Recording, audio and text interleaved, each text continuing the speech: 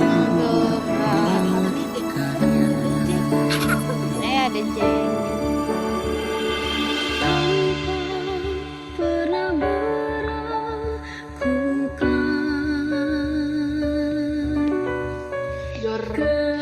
Coba Rizka ada nggak? Tuh Rizka aja belum masuk. Almira belum masuk. Aira belum masuk, yang paling rajin.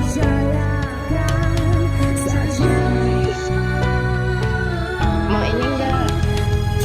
Oh ini mau deket. Soalnya aku nggak pakai kerudung. Ada.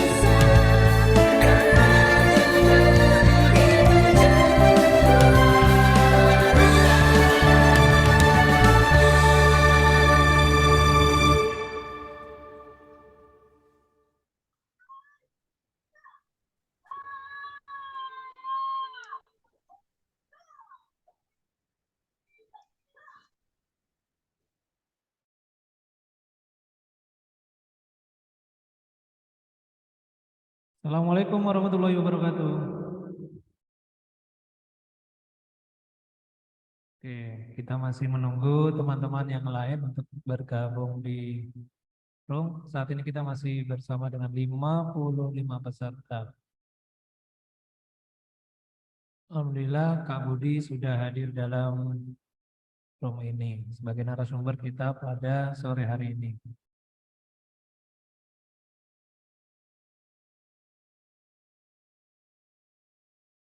Kak Budi boleh konfirmasi kami?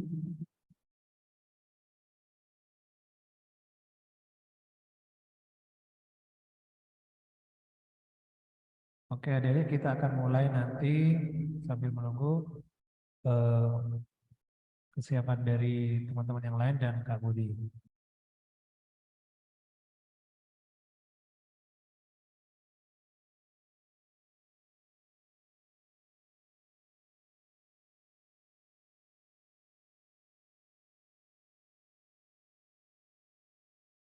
Oke, Kak Budi tampaknya sudah hadir. Oke.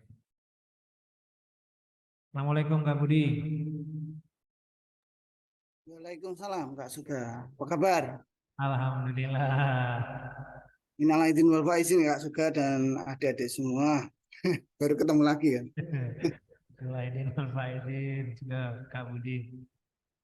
Kak Budi, hari ini kita masih di menit 34, kita masih bersama 65.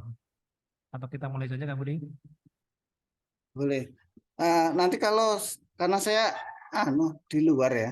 Nanti kalau suara hujan yang mengganggu nanti bilang saja ya Kak. Jadi Oke. diingatkan. Oke, siap. Baik adik-adik, pertemuan akan kita mulai. Sebelum kita mulai, mari kita berdoa terlebih dahulu. Kita berharap memohon ridho kepada Allah, kegiatan kita pada sore hari ini dapat bermanfaat dan berjalan dengan lancar. Berdoa menurut agama dan keyakinan masing-masing, dipersilakan.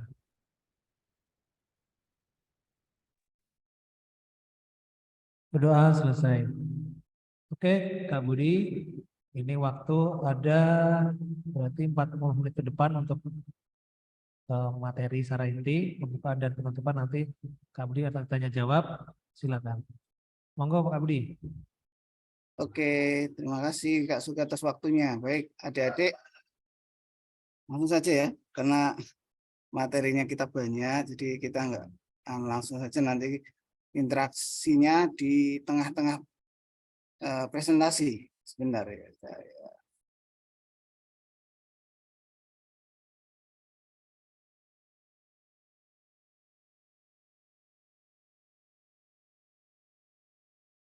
Baik, nampak ya adik-adik, sudah pernah buka Google Earth ya? Oke, sudah pernah buka Google Earth, di HP bisa, di laptop bisa. Nah, adik-adik coba kalian perhatikan ini ya. Ternyata bumi itu tidak semulus wajah kalian ya, apalagi habis mandi gitu ya. Nah, ini ternyata seperti ini adik-adik. Jadi ada semacam lipatan-lipatan dan sebagainya ini ya. Sudah pernah lihat ya. Ini geologi kita yang akan kita bahas nanti. Oke. Itu ya, ini coba lihat ini. Ada semacam retakan kelihatan kan? Ada retak-retak itu kelihatan kan? Nah ini yang akan kita bahas. Nah, coba ada perut-perutan.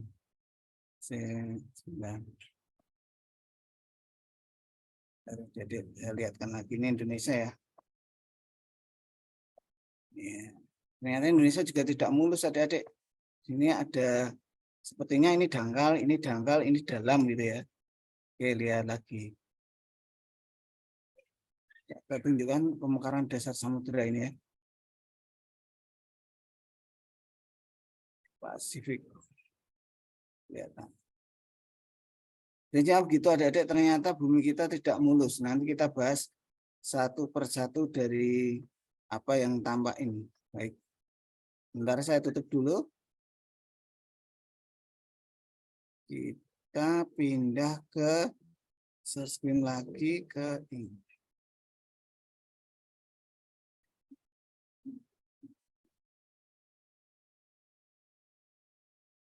Baik, adik-adik ini ya. Sekarang kita membahas tentang geologi dunia dan Indonesia. Ya. Baik, yang sudah saya. Oke, lingkup materi yang kita pelajari untuk menjawab silabus dari OSN. Nah, ternyata kalau kita perhatikan di daratan pun seperti tadi ya. Ada yang sungai, ada perairan darat, ada dataran tinggi dan sebagainya. Semakin banyak bentuk muka buminya berarti prosesnya semakin banyak juga. Nah, ini kita perhatikan. Konon katanya ini secara ilmiah itu bumi itu selalu bergerak seperti ini ya. Bergerak seperti ini terbentuklah sekarang. Ya. Prosesnya begitu, nanti dia akan bergerak terus akan membentuk menjadi bentuk yang berbeda lagi ribuan tahun ke depan. Prediksinya ada juga ini ya. Ini yang dulu. Oke, kita lanjutkan. Nah, ternyata bumi itu tidak padat, ada di dalamnya itu ada liquid ya, cairan magma. Jadi magma itu dia sebetulnya seperti ya gambaran neraka itu ya, air bentuknya liquid, air ya cair, tetapi panas sekali itu, dan itu bergejolak terus ada di sini. Dan ini yang menyebabkan si lempeng-lempeng ini akan bergerak, akan berpindah tempat, akan saling menuduk dan sebagainya. Nah, yang posisi di atas itu adalah lempeng benua. Kenapa lempeng benua di atas? Karena sifatnya dia asam dan dia kalah. Jadi nanti kalau lempeng samudra itu biasanya dia ada di posisi bawah. Dan akhirnya karena di atasnya itu ada air, jadilah samudra seperti yang ada sekarang. Ini lempeng di dunia ini ada ini ya, ada banyak sekali. Di Indonesia ada Indo-Australia, kemudian ada yang mikronya ada lempeng Filipina, kemudian lempeng Pasifik yang besar dan lempeng Eurasia yang ada di sini. Eurasia, Indo-Australia, Pasifik, dan yang kecilnya ada Filipina, lempeng Filipina Plate ya. Oke. Nah, terus apa hubungannya dengan gunung api? Nah, adik-adik, jadi kalau ada lempeng saling bertubrukan atau subduksi ya, menunjam seperti ini, nanti lempeng benuanya akan kalah, dia ada posisi di atas, kemudian lempeng samudranya posisi di bawah, kemudian terisi air. Nah, terisi air itu yang lipatan pertama yang ini disebut dengan busur luar non vulkanik. Ini tidak ada gunung apinya, hanya lipatan biasa. Tapi yang di dalam ini ternyata akan ada lipatan yang menimbulkan gunung api karena magma akan keluar lewat sini. Jadilah gunung api.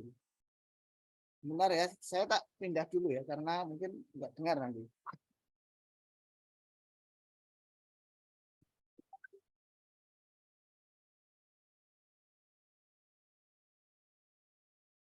Oke, kita lanjutkan. Nah, adik-adik kalian perhatikan di sini. Ternyata gunung api itu berbanjar seperti di sini. Di busur dalam vulkanik. Busur luar, ini busur dalam. Nah, di sini itu semuanya berbanjar seperti ini. Berderet. Jadi gunung api itu berderet. Termasuk di Sumatera ada apa? Lupa saya. Ada yang tahu namanya di Sumatera? Jadi ini semuanya nanti berderet. Ya. Terus di Jawa juga sama. Jadi proses ini. Di sini ini namanya sirkum Mediterania. Sedangkan yang di sini sirkum Pasifik. Oke, kita lanjutkan. Jadi gunung api itu ada kaitannya dengan lempeng tektonik, nanti juga ada kaitannya dengan gempa. Oke, adik-adik. Nah, ini kalau sekarang gempa. Gempa itu bisa sebagai dampak dari proses tektonisme atau vulkanisme. Jadi ada proses gunung apian dan proses pertemuan lempeng tadi, ini akan ada gempa setiap hari. Di dunia ini pasti ada gempa setiap hari. Ya, kalian lihat ini. Jadi setiap hari dia akan ada gempa dan tidak hanya satu tempat. Nah, ini yang istimewa seperti ini. Ini gempa yang kekuatannya sampai 9 skala Richter. Ini ya, kalau ini 1 sampai 2 itu hanya mikro, 2 dan sebagainya. Nah, kalau sampai 9 skala Richter yang terjadi adalah sampai tanah itu terbelah.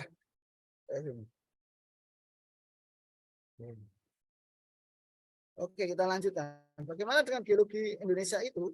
Indonesia pertama adalah Indonesia berada di wilayah sebagian barat ini merupakan dangkalan Sunda. Dangkalan Sunda. Ini dangkal.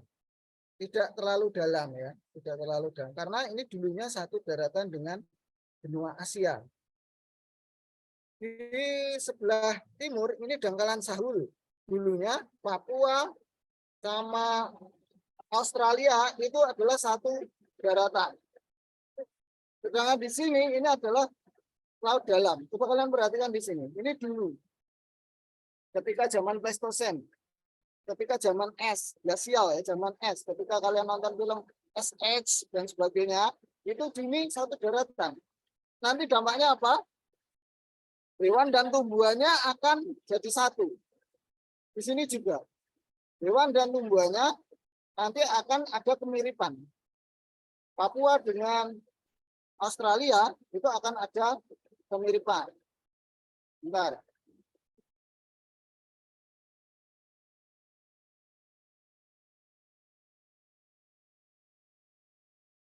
Oke ya. Jadi, nah, sekarang ini adalah kondisi sekarang. Jadi sekarang ini jadi dangkalan Sunda, peralihan dan dangkalan Sahul.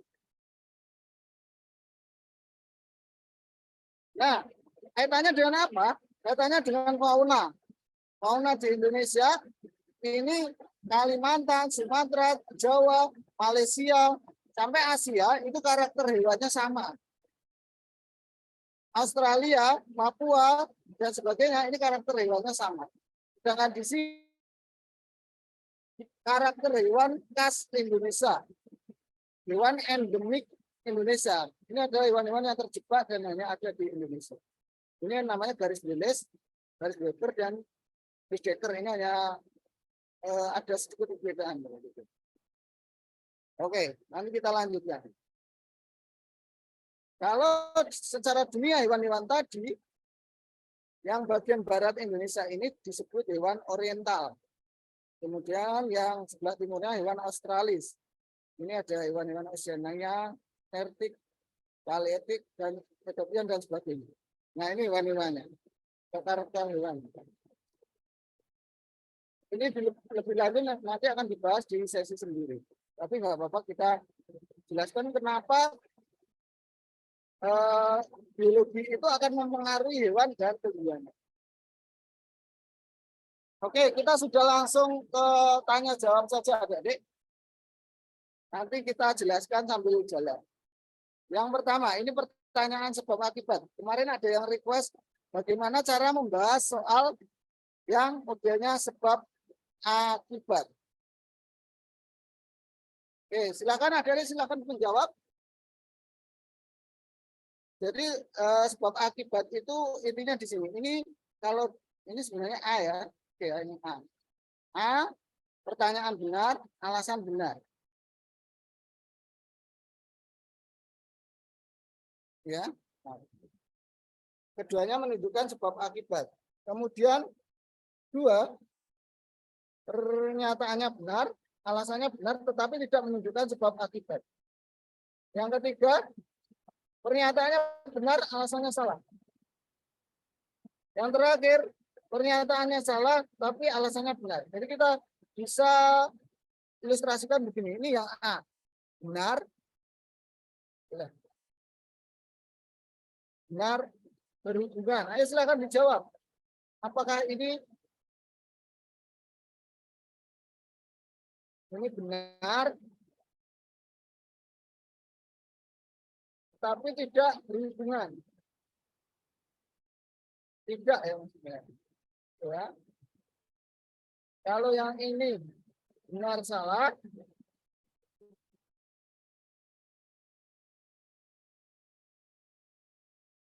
ini salah benar.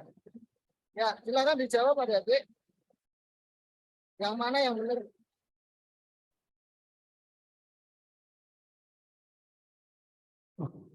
Oke, kita Mau beritahu triknya ya. kasih kesempatan sedikit. Oke, bagi benar adik-adik. sebab akibat. Oke, oke. Trik 20 yang pertama, kalian mencari yang salah. Kalau sudah ketemu salah satu salah, maka jawabannya jelas. Apakah C atau D? Kalau kalian tidak menemukan kesalahan, berarti kemungkinan jawabannya A atau B. Nah, begitu. Jadi ini sebenarnya malah pasti. Ketika kalian tahu pernyataan itu benar atau alasannya benar atau salah, itu ya, kalian sudah bisa menebak jawabannya. Oke.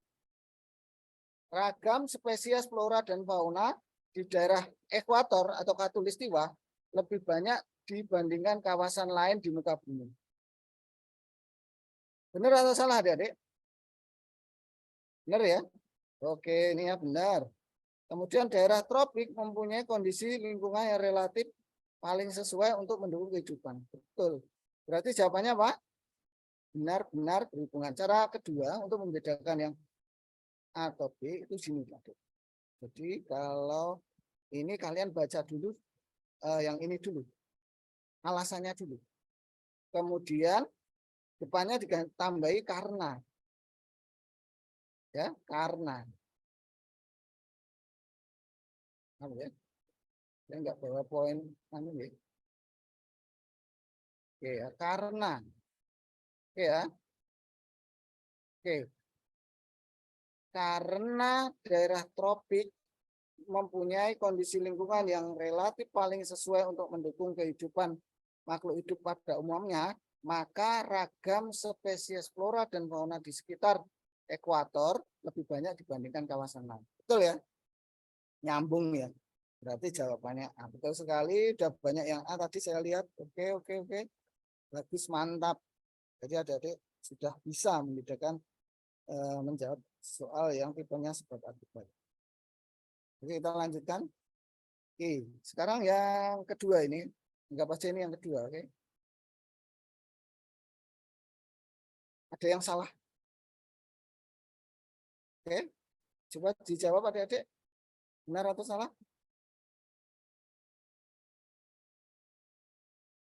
Oke, ya sudah ada yang jawab ya. Oke, betul.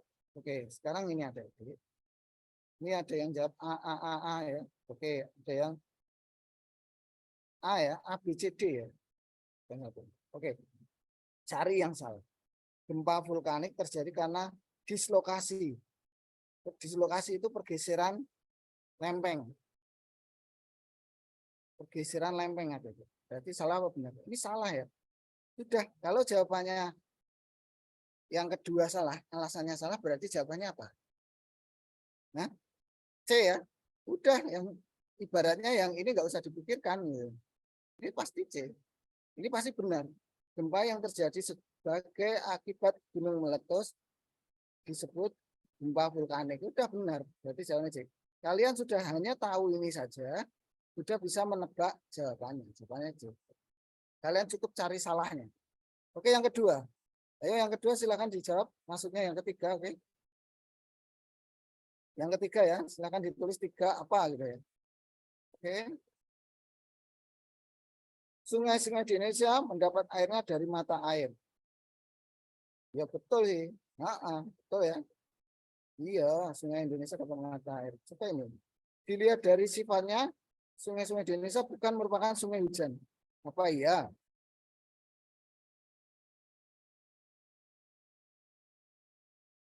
Ya, ayo, silakan jawab.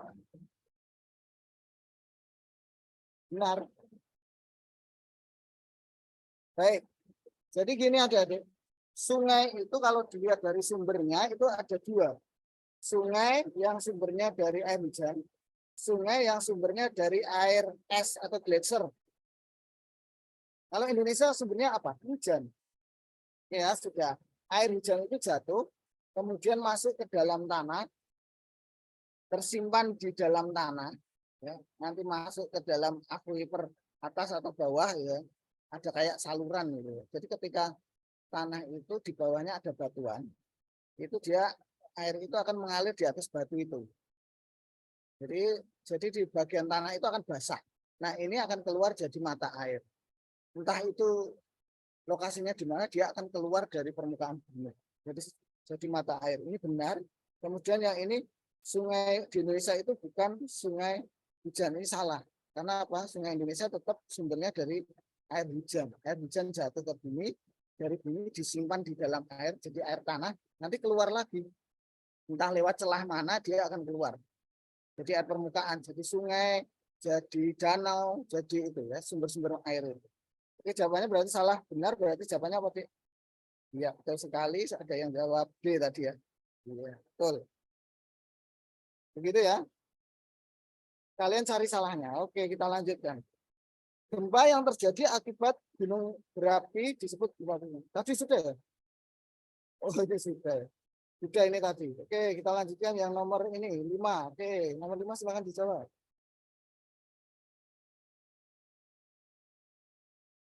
Daerah yang mempunyai pola aliran sentripetal atau memusat di cekungan, jadi sumbernya itu kayak di lembah-lembah itu.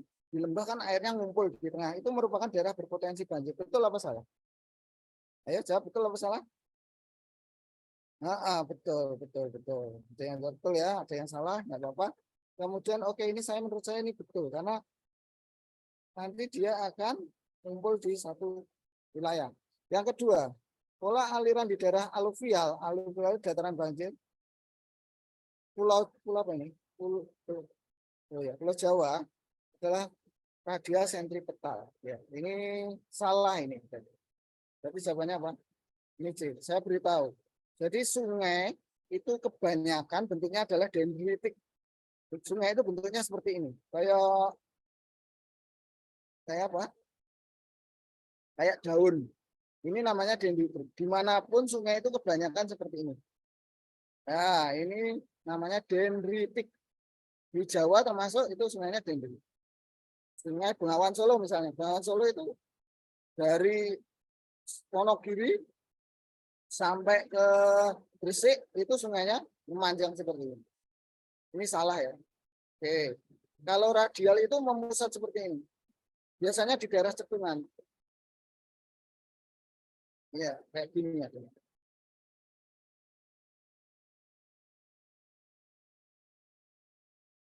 Ya, ini kumpul. Di sini nanti rawan banjir. Oke, kita lanjutkan. Ini soal kalian kemarin ya, terima kasih sudah ngirim. Jadi bisa kita bahas bersama. Kalian kemarin jawab apa ini? Budidaya tanaman yang cocok di daerah aluvial. Aluvial itu sungai, di tepi sungai, daerah endapan, daerah sedimen. Daerahnya banyak lumpurnya. Daerahnya biasanya ada di bawah. Sungai kan di bawah ya. Di muara-muara sungai itu nanti muaranya kan ke laut. Sungai itu sumbernya dari gunung api, nanti dia akan ke laut. Ya, kalian jawab apa coba kemarin? C, ya oke, C. Ada yang A, oke. Sungai ada di bawah, oke kita cek. Iya. Ini sungai kan ada di bawah ya adik-adik. Kalau di atas itu dia dalam, sungai itu dalam. Terus ketika di ini sungai itu melebar. Nah, daerah yang sungai, dangkalan, dataran banjir dan sebagainya, wilayah-wilayah yang gembur subur karena sedimentasi atau pengendapan itu rata-rata tanamannya adalah padi, jagung dan ya. Ini perlu diketahui juga ya, kalau daerah atas daerah dingin tidak ada tanaman budidaya, kemudian daerah sejuk itu di gunung-gunung ya, misalnya di Dieng atau di Tawangmangu atau di mana kalian yang daerah gunung-gunung ya, Pancet atau apa itu kan tanaman-tanamannya sayuran, kopi, teh, kina dan sebagainya. Nah, kemudian di bawahnya ada tembakau, kopi, coklat, padi. Semakin ke sini ini tanaman. Oke. Cukup tahu ya ini. Ketinggian ini adalah maksudnya adalah ketinggian dari permukaan air laut. Daerah panas ini. Di pantai kenapa panas ini? Semakin ke atas semakin dingin.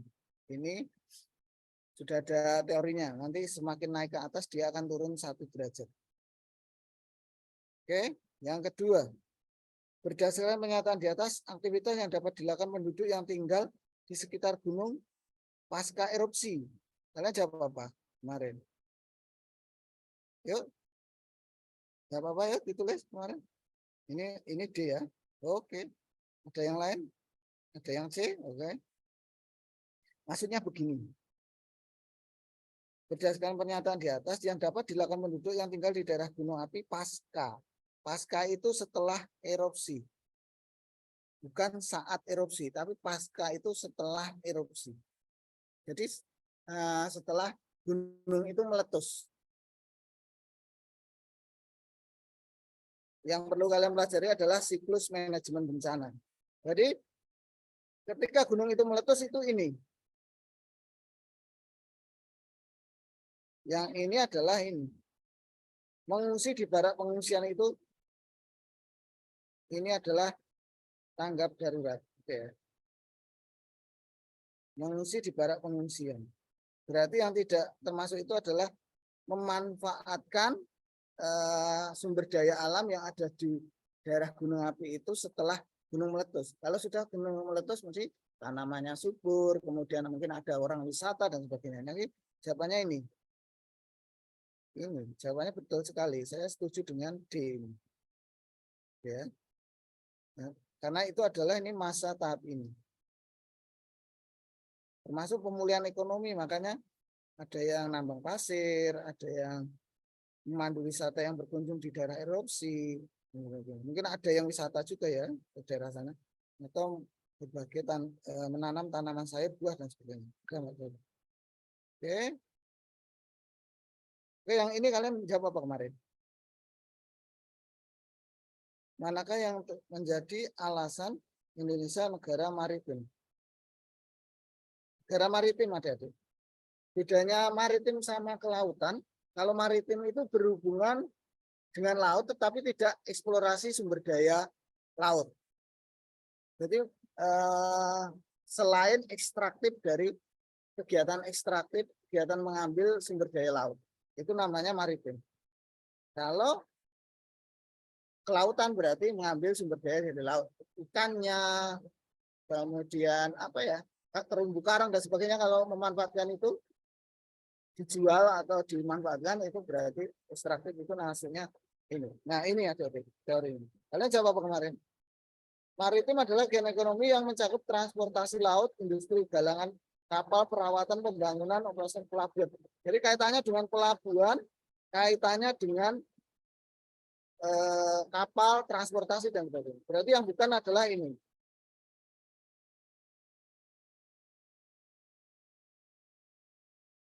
Ya. Oke. Oke, kita lanjutkan. Pekerjaan yang tinggal ketergantungan pada alam. Oke ya, cari. Kalian kemarin jawab apa? Coba di chat. C. Oke, ada lagi. Itu nggak kelihatan ya. Karena saya hitamkan biar jelas, malah nggak kelihatan. Nggak apa-apa. Oke, C. Enggak A. Oke. Nah, yang tergantung dari alam itu ini mencari ikan. Oke, teorinya dulu. Ya, jadi perusahaan ekstraktif ini berarti dia mengambil dari alam, tergantung dari alam sangat tinggi. Penambangan itu paling tergantung pada alam. Kemudian yang kedua agraris jelas, tergantung pada alam juga, tapi ada proses pengolahannya. Oke, kita cari ya. Mencari ikan jelas, ini benar ya. Kemudian apa lagi? Yang salah kan 4 ini ya.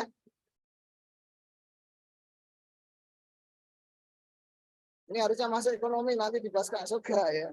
Ya ini emas juga sama, harga emas itu tergantung dari penemuan tambang emas. Ini ekstraktif juga kan usahanya.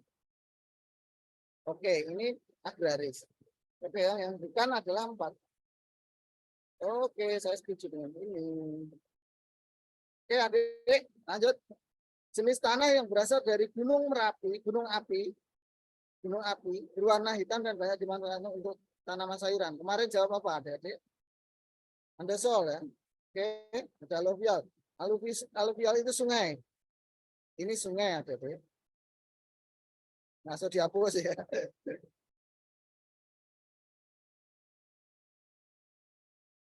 Ya. Jawabannya apa? Nih, jawabannya apa itu? Jadi kalau itu gunung api maka andesol atau regosol. Dan ternyata yang ini kata kuncinya ini, warnanya hitam.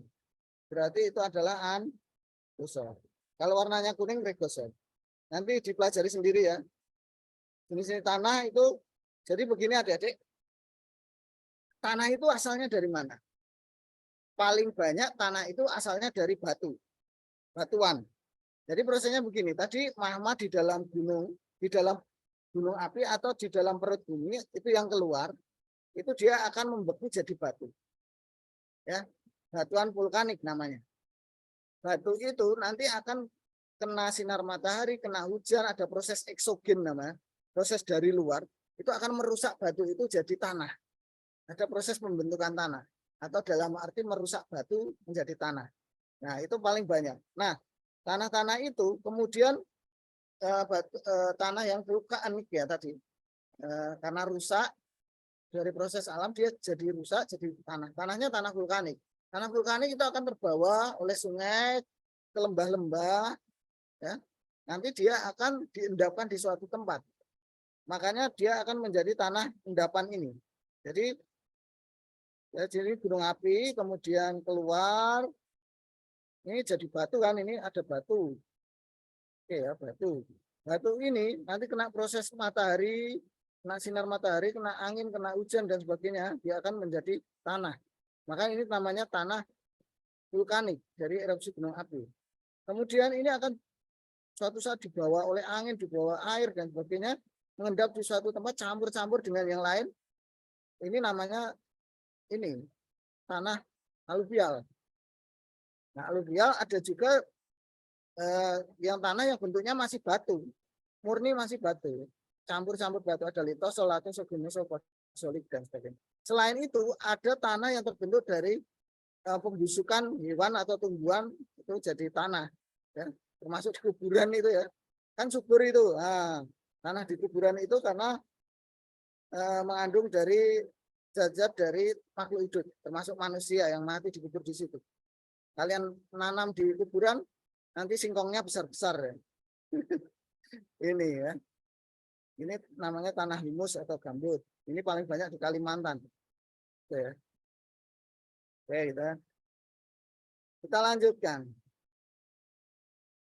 Flora di Indonesia. Flora itu berarti tanaman. Di Indonesia dibedakan menjadi Malayan dan Australian. Jadi Dangkalan Sunda peralihan dengan Saul. Ya, teorinya begitu. Walaupun tanaman itu tidak batasnya tidak se-ekstrim, sekentara dengan fauna. Kalau fauna jelas, dia migrasi mentok karena air dalam nggak bisa lewat, berarti dia mentok di situ. Jadi kalau hewan itu dia akan mentok pada tahap dia akan mengembara sampai situ ya sudah. Tapi kalau tanaman itu beda lagi. Tanaman itu ada karakter-karakter lain. Ada hujan mempengaruhi, penyinaran matahari mempengaruhi, tanahnya mempengaruhi. Nah, tapi kita bisa lihat ini. Oke. Secara teori begini adik-adik. Ya. Hutan hujan tropis di Dangkalan Sunda, ini yang kemarin ya keluar ya. Tanamannya adalah meranti. Dangkalan Saul itu sebenarnya adalah jambu-jambuan dan cemara purba. Tetapi di peralihan juga ada jambu-jambuan juga. Di sini ada jambu-jambuan dan ya jambu-jambuan, ada cemara purba dan ada bunga. Jadi ada kemungkinan ini dan ini. Tetapi yang paling kentara yang dari Indo Australia benar, itu adalah matoa. Matoa itu dari Papua. Asli khas Papua. Rasanya kayak lengkeng ya, tapi besar-besar. Nggak pernah nyoba ya. Oke, kita lanjutkan adik-adik. Oke, kita lanjutkan. Salah satu dampak dari letak geografis Indonesia adalah berada di iklim tropis.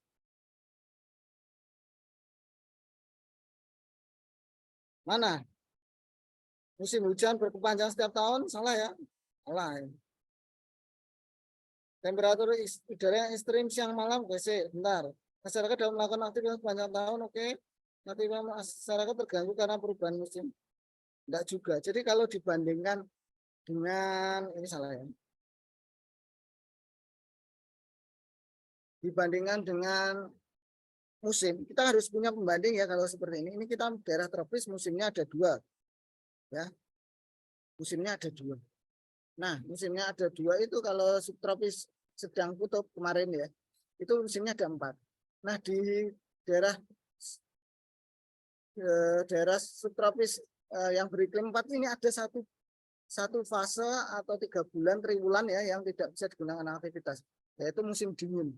Musim dingin itu mereka seperti kebiasaan beruang kutub. Kalau musim dingin mereka akan berdiam diri di rumah dengan menyantap apa yang menjadi celengan, apa ya, sesuatu yang mereka kumpulkan ya, kayak gitu. Oke, saya setuju dengan ini. Ekstrimnya juga enggak ekstrim sekali ya, walaupun iya kalau malam dingin, tapi sebetulnya amplitudenya tidak terlalu besar dibandingkan di daerah subtropis. Di daerah subtropis itu di daerah gurun itu kalau siang panas sekali, kalau malamnya malah dingin, anginnya angin dingin. Saya setuju dengan ini.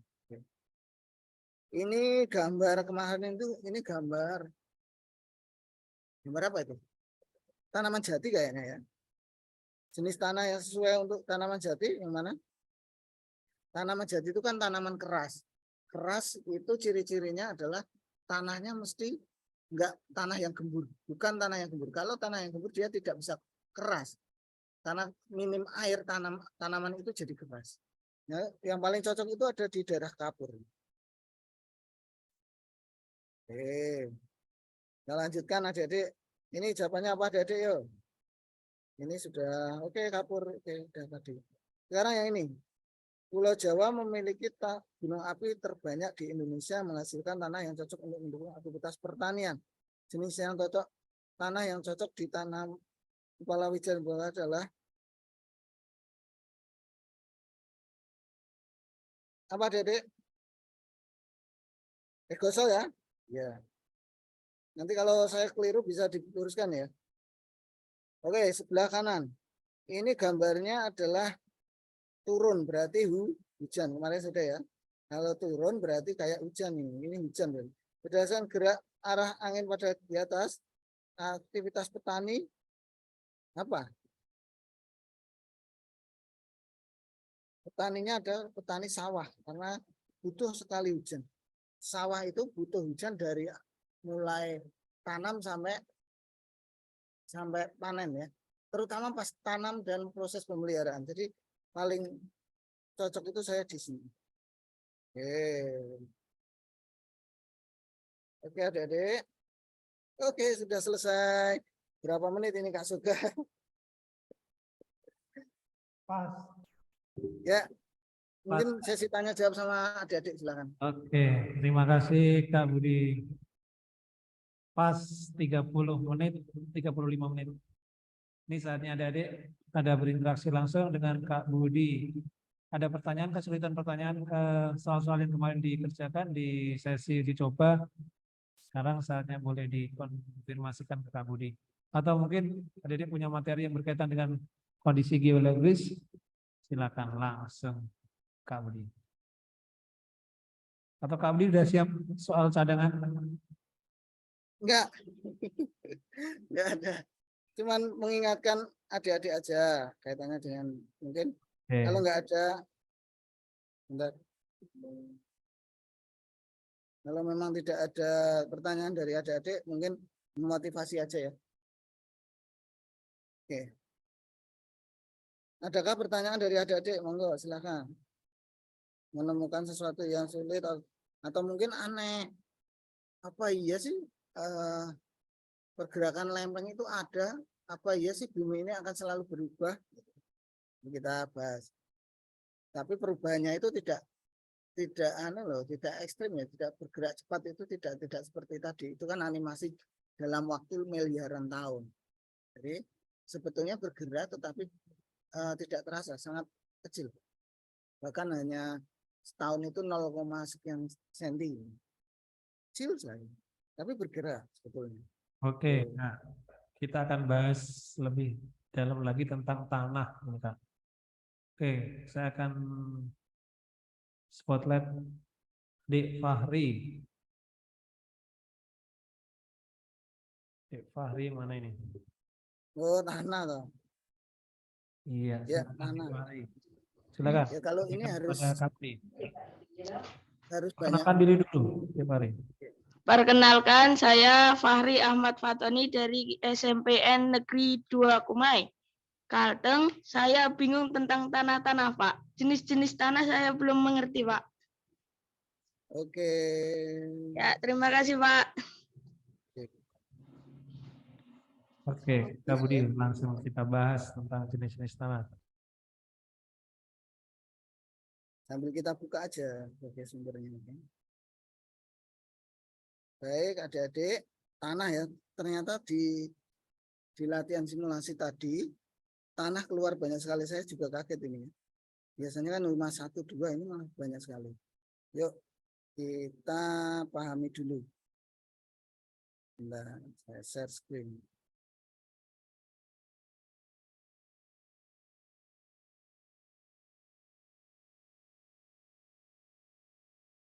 Ya, prinsipnya tadi ya. Tanah itu terbentuk dari apa? Ketika itu terbentuk dari batuan gunung api. Jadi gunung api yang meletus jadi batu, kemudian batu itu terkikis jadi tanah, itu namanya masih murni. Itu adalah tanah yang di daerah vulkanik. Sebenarnya namanya bukan tanah vulkanik sebetulnya. Tapi nggak apa-apa kalau kita kenalnya di situ. Vulkanik, kalau batuannya vulkanik, tapi ketika jadi tanah dia jadi macam-macam kalau jenisnya. Ada regosol dan sebagainya. Oke, kemudian tanah-tanah itu akan larut, kena hujan, kena angin, akan geser-geser ketemu dengan tanah tipe lain, bercampur-campur, mengendap, kena air, dia akan mengalami perubahan unsurnya. Itu namanya tanah di daerah aluvial. Ya, tanah aluvial tadi. Oke. Jadi ada dua tipe. Ada tanah yang terbentuk karena proses makhluk hidup, terutama tanaman masa purba ya. Tanaman-tanaman zaman dulu yang membusuk jadi tanah, itu rata-rata jadi tanah gambut. Oke, kita pelajari satu persatu. Kalau ini secara teori sekali ya. Ya, ini kan regosol itu termasuk, regosol itu artinya tanah pasir. Tanah yang mengandung pasir dari lahar, debu, dan lapili. Ini ya, regosol itu tanah pasir. Jadi kalau kalian tahu tanah yang terbentuk dari pasir, jadi sudah jadi tanah, tetapi kalau dipegang itu mengandung pasir. Itu namanya regosol. Ini biasa ditemukan di daerah-daerah gunung api. Oke, kemudian yang kedua adalah tanah latosol. Tanah melalui proses sedimen, pengendapan tadi, atau tanah yang sudah mengalami perubahan unsur, metamor, berubah. Ya. Ini silakan dipelajari sendiri ya. Ini tanah yang seperti ini karakternya apa ya? Mampu menyerap air dengan baik, menahan erosi. Oke, kita lanjutkan. Organosol, organik. Ya. Kalau tadi latosol artinya itu sedimen ya. Organosol, organ berarti makhluk hidup. Tanah yang terbentuk dari proses pelapukan bahan-bahan organik ya, dari makhluk hidup. Biasanya ada di daerah rawa-rawa atau banyak tergenang air. Ya. Rawa-rawa itu kan biasanya banyak tanamannya namanya apa? Mangrove ya, ada mangrove itu kan membusuk jadi tanah organosol. Yang kedua adalah yang berikutnya adalah aluvial. Aluvial itu daerah sungai, pengendapan. Tanah ini banyak ditemukan di hilir. Hilir itu berarti muara sungai. Tanahnya jenis muda yang terbentuk dari pengendapan material halus sungai. Jadi sungai itu merusak si batuan itu nanti akan campur-campur jadi tanah aluvial. Ini tanah ini juga subur ini. Ya, detailnya begitu. Latsol itu kuning ya, merah kuning, ada yang merah, ada yang kuning. Laterit tanah yang laterit itu tanah yang rusak ya, tanah yang tidak subur ini, tanah yang karena mengalami suhu yang sangat lebih tinggi. Tanah ini sebenarnya cukup subur, tapi karena larut kesuburannya itu larut terbawa air. Jadi tanah yang tersisa itu jadi tanah yang unsur haranya wis larut dengan air. Jadi ini tanah-tanah sisa itu laterit. Oke ya. Ada yang litosol, lito itu artinya batuan. Ya. Terbentuk karena proses topografi Gunung Merapi ini. Intinya adalah tanah ini masih wujudnya masih kayak batu, bercampur-campur batu. Ya. Rensina, Mediteran dan sebagainya ini. Humusol itu kapur. Oke ya. Kita hafalkan ya dari atas ya. Oke. Regosol itu artinya regosol itu pasir. Ya. Latosol itu mengalami sedimen atau pengendapan. Organosol dari makhluk hidup, organik. Aluvial berarti dari sungai, endapan sungai. Potsol itu tanah yang terlarut, ya. Termasuk ini sama ini potsolik, laterit ini tanah yang unsur haranya terlarut. Tanah yang subur rata-rata kan warnanya hitam ya. Warnanya warna gelap. Kalau merah, kuning kayak gitu mesti tanahnya kurang baik. Litosol batu. Kalau Rensina ini sudah tingkat atasnya. Ada lagi yang terkenal ini. Humusol, batu kapur. Kira-kira itu sih nanti dibaca-baca sendiri. Karakternya seperti apa. Kalian keluar dari rumah coba cek tanahnya bentuknya seperti apa. Apakah dipegang nanti apakah banyak pasirnya, apa banyak lempungnya, atau berdebu. Artinya tanah itu kalau kering dia lepas, kena angin lepas. Jadi ada 3 tipe itu. Nanti mendekati kemana? Apakah dia mengandung pasirnya banyak atau liat atau kayak lempung, dia kelet, kalau kena air dia liat bisa dibentuk, atau dia kalau keadaan kering dia akan hancur. Jadi macam-macam sih bentuk-bentuk itu, kemudian nanti karakternya dimasukkan ke sini. Ya enggak apa-apa, kalau yang ini memang perlu baca, Adik-adik. Perlu dipahami lebih lanjut.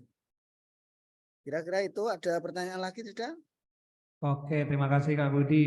Sudah sangat jelas ya, detail tadi apa yang disampaikan Kak Budi berkaitan dengan jenis tanah. Tadi permintaan dari Dek Fahri Ahmad. Oke, berarti sekarang udah paham. Mungkin ada satu materi lagi Kak Budi untuk penguatan sebelum kita akhiri. Ya, Adik-adik, Satu ini materi lagi, silakan partisipasinya Adik-adik bisa di 100 kolom juga chat ya, Kak? boleh. Ini berapa ini kapasitasnya? Yang ini sekarang? Ini mestinya kita bisa nampung 300 peserta. Oh, beli lagi, Po? Ya, untuk adik-adik pokoknya kita beli. Oh iya. Jadi adik-adik ini perlu adik-adik ketahui, ini memang kita organisasinya persatuan atau perkumpulan asosiasi guru-guru se-Indonesia ini. Untuk membiayai ini memang kita punya kas, termasuk adik-adik ada sponsornya ya, ada iklan-iklannya di ketika itu, yaitu yang membiayai semua kegiatan ini. Tetapi kita juga buka open donasi adik-adik, kalau Bapak Ibu guru kalian, sekolah kalian atau orang tua kalian mau berdonasi di kegiatan ini, silahkan. Itu ya. Yang jelas ini benar-benar keinginan dari kami untuk berbagi adik-adik. Saya membimbing anak-anak saya hanya berjumlah 3-5 orang misalnya. Itu dengan cara seperti ini kan lebih bermanfaatnya lebih banyak, karena bisa kenal adik-adik, bisa semuanya ikut merasakan ya, tidak hanya anak-anak kami. Jadi kita juga saling berbagi dengan guru yang lain, kita saling belajar begitu. Nah, adik-adik, ini kesempatan ini silakan dimanfaatkan dengan baik. Kita APEPSI insya Allah mengagendakan seperti ini. Mungkin yang sudah tahun lalu sudah ikut OSN sudah tahu ya, OSN ini seperti ini. Gitu. Tapi yang baru saja ikut mungkin kaget, kok soalnya sulit-sulit ya? Enggak sulit. Karena kita belum tahu aja. Gitu. Dengan ini silakan kalian banyak literasi. Sebenarnya OSN itu soalnya tidak sulit, soalnya hot itu soal yang mengajak kalian berpikir. Kalau kalian sudah terbiasa berpikir, sebetulnya mudah. Tapi untuk simulasi tadi banyak yang soal teori ya, enggak apa-apa. Nah, ini nanti bermanfaat untuk adik-adik. Saya yakin bermanfaat. Itu saja Kak Soga. Pokoknya adik-adik tetap semangat. Nanti saya harap nanti kalau yang ada yang lolos tingkat provinsi, kabari terus ya, kabari kita. Besok bisa berbagi seperti Kak Anggun ya. Nah, gitu. Jadi kita tetap saling komunikasi. Nanti kalau bisa berbagi kayak Kak Anggun itu yang tahun ini mungkin ada dari di antara kalian yang juara sampai nasional, besok tahun depan berbagi di sini ya gitu. Jadi saling terus. Kira-kira begitu, saya kembalikan pada Kak. Terima kasih. Nanti untuk grup WA juga akan kita pertahankan dulu sampai dengan pelaksanaan OSN sampai di tingkat nasional. Mungkin beberapa yang masih bertahan nanti tetap akan mendapatkan bimbingan, mungkin begitu Kak Budi. Meskipun mungkin frekuensinya tidak sebanyak sekarang. Gitu. Jadi nanti adik-adik yang berhasil lolos di tingkat provinsi atau sampai nasional nanti akan kita inventaris. Jadi nanti untuk periode depan bisa ikut berbagi di sini. Begitu Kak Budi ya. Oke. Baik. Sekarang tinggal 6 menit lagi. Kak Budi mungkin ada materi tambahan untuk disampaikan kepada adik-adik, atau mungkin untuk agenda setelah hari ini. Ya, kalau saya nanti masih bisa diberi kesempatan untuk berbagi lagi, mungkin kita lebih ke manusianya. Tadi saya dijabri Bu Wida, katanya dengan letak astronomis, geografi, biologis akan diterangkan beliau lebih lanjut. Jadi untuk Indonesia, khususnya Indonesia, nanti dijelaskan beliau lebih lanjut di pertemuan mungkin minggu depan. Kalau saya nanti lebih tetap ke dunia, Asia sampai Indonesia, tapi kaitannya dengan sosial, masyarakatan, kemudian penduduk dan sebagainya. Pokoknya kaitannya dengan manusia, termasuk organisasi-organisasi tingkat dunia dan sebagainya. Kira-kira itu Kak. Kalau masih ada Oke. kesempatan lagi loh ya. Sip, terima kasih banyak Kak Budi sudah mau berbagi waktunya bersama dengan kita, bersama dengan adik-adik di bimbingan online kita kali ini. Nah, ini tinggal sekarang berarti kalau memang sudah tidak ada ini pertemuan kalau sama Kak Budi selalu serasa cepat gitu ya. Karena kita diskusinya asik gitu. Soal-soalnya yang kita bahas banyak. Oke, ini ada di kolom chat dari Kak adik siapa ini? Zaina Afni. Zaina Afni, oke saya spotlight dulu. Silakan di Zaina Afni. Boleh di open mic.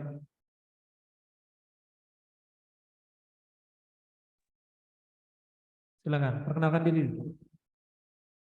Assalamualaikum warahmatullahi wabarakatuh.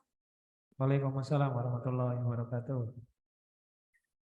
Perkenalkan, nama saya Zaina Afni Hafiz dari SMP Negeri 1 Gabus Wetan, Kabupaten Indramayu, Jawa Barat.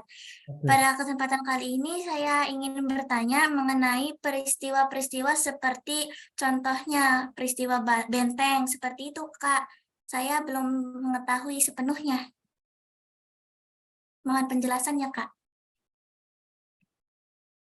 Peristiwa Benteng. Ya, terima kasih. Ke Dik Zaina, boleh dikonfirmasi lebih lanjut peristiwa Benteng, peristiwa apa nih?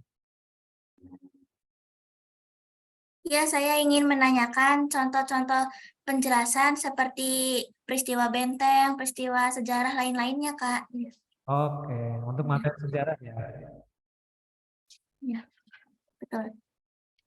Untuk materi sejarah, memang nanti kita jadwalkan dengan guru dengan background sejarah. Oke, nanti akan kita catat dulu. Atau Kak Budi mungkin ada sedikit gambaran. Silakan Kak. Ya, itu berarti kan hanya permintaan supaya eksplorasi sejarahnya minta lebih gitu kan. Karena kemarin di simulasi banyak yang sejarah ya Dek ya. Jadi gitu. Mungkin bingung. Jadi setelah ini mungkin teman-teman pembimbing yang sejarah mungkin bisa mengeksplorasi lebih lanjut. Ya, ini hanya masukan saja Kak Soga. Siap, sudah kami catat. Nanti untuk selanjutnya untuk sejarah nanti akan ditambahkan lagi. Karena kebetulan narasumber kita sudah geografi, sejarah, ekonomi lengkap. Kita tunggu saja ya Dede untuk sejarah nanti kita akan bahas lebih banyak lagi. Baik Kak Budi, tampaknya Dede sudah sangat banyak belajar kita bersama hari ini bersama Kak Budi. Kak Budi terima kasih atas nama seluruh pengurus, admin dan adik-adik semua yang ada di sini. Terima kasih atas kebersamaan Kak Budi, bimbingannya, pencerahan yang luar biasa, ilmu yang sangat banyak sehingga mencerahkan mendapatkan informasi yang luar biasa bersama Kak Budi di sore hari ini. Oke, terima kasih semuanya dari juga atas apresiasinya, partisipasi aktifnya. Oke, kita akan ketemu lagi minggu depan karena besok hari Sabtu, kemudian libur dan insya Allah kita akan ketemu lagi minggu depan. Terus pantau di grup dan cek jadwal di SID. Begitu Kak Budi dan saya Kak Soga, terima kasih banyak. Mohon maaf atas segala kesalahan dan kekurangan. Kita akan ketemu lagi di minggu depan. Terima kasih. Assalamualaikum warahmatullahi wabarakatuh. Waalaikumsalam warahmatullahi wabarakatuh. Ya izin lah ya.